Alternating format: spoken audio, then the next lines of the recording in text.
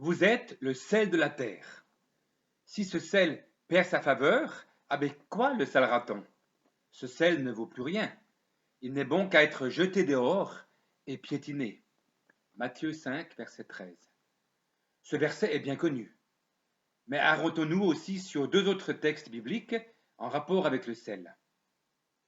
Le sel est utile, mais s'il perd son goût, avec quoi lui rendrez-vous sa saveur? Ayez du sel en vous-même, et vivez en paix entre vous. Marc chapitre 9, versets 49 à 51. Que votre parole soit toujours accompagnée de grâce, assaisonnée de sel, afin que vous sachiez comment vous devez répondre à chacun. Colossiens 4, verset 6. Alors, que veut dire être sel de la terre, concrètement, pour nous?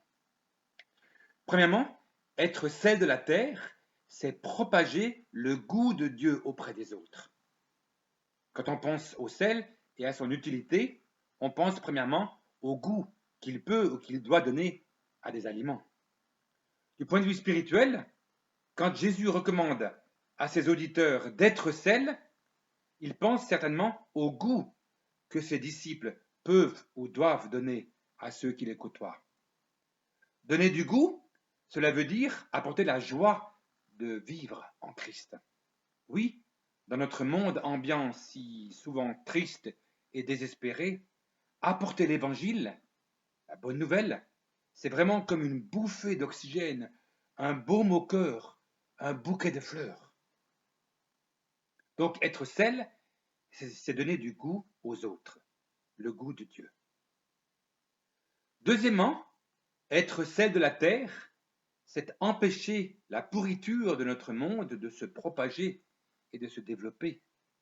En effet, on le sait, si on met du sel dans de la viande, par exemple, cela va empêcher qu'elle pourrisse, qu'elle se détériore. Donc le sel aura une fonction antiseptique.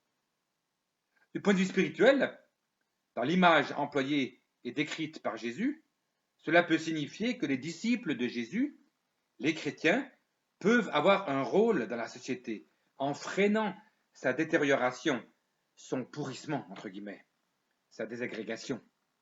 Comment? Par exemple, en prenant part aux différents débats de notre société, dans les domaines de l'environnement, de la justice, de la bioéthique, de la famille, etc. Ou dans le monde du travail, dans les discussions avec les collègues, lorsque l'on constate que le nom du Seigneur est bafoué ou qu'une injustice a été commise. Prendre position pour Dieu, donner son point de vue, mais pas n'importe comment, avec respect et amour. Donc être sel, c'est aussi empêcher la pourriture de notre société de se propager. Troisièmement, être sel de la terre, c'est vivre et parler de la grâce de Dieu. L'apôtre Paul demande aux Colossiens d'avoir toujours une parole accompagnée de grâce, assaisonnée de sel. Ceci afin de pouvoir savoir comment répondre à chacun. Colossiens 4, verset 6. La grâce, elle est gratuite. Elle n'est donc ni un salaire ou un dû, ni une récompense. Et le fait que l'apôtre Paul lie ces deux expressions, donc accompagnées de grâce, assaisonnées de sel, par rapport à l'usage de nos paroles, n'est sans doute pas un hasard. Sommes-nous conscients que tout est grâce, car tout ce que nous avons reçu est cadeau de la part de Dieu. Tout ce que Dieu a créé est bon et rien n'est à rejeter, pourvu qu'on le prenne avec action de grâce. 1 Timothée 4, verset 4. Et Dieu donne tout avec abondance pour que nous en jouissions. 1 Timothée 6, verset 17. Dit donc Paul à son jeune ami Timothée. La conséquence de cette grâce, dont nous sommes les heureux et privilégiés bénéficiaires, sera tout simplement d'être exhortés à la retransmettre dans nos paroles, avec aussi donc le sel qui assaisonne la vie de la part du Seigneur. Donc être sel de la terre, c'est aussi vivre et parler de la grâce de Dieu. Et quatrièmement, être sel de la terre, c'est vivre et transmettre la paix de Dieu. ayez du sel en vous-même et vivez en paix. Marc 9, 49 à 51. C'est ce qu'a dit Jésus à ses disciples, après qu'ils se soient chamaillés sur la question de savoir qui était le plus grand, juste au préalable, et après avoir voulu garder pour eux seuls le privilège de pouvoir chasser les démons, versets 38 à 41 de ce chapitre 9 de Marc.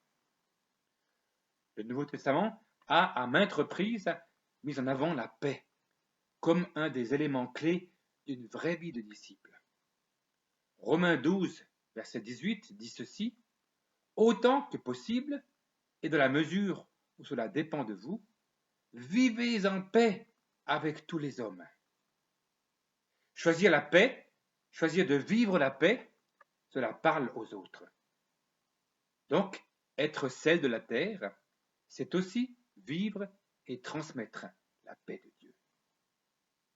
Conclusion: oui, être sel de la terre, c'est propager le goût de Dieu auprès des autres, c'est empêcher la pourriture de notre monde de se propager et de se développer, c'est vivre et parler de la grâce de Dieu, c'est vivre et transmettre la paix de Dieu.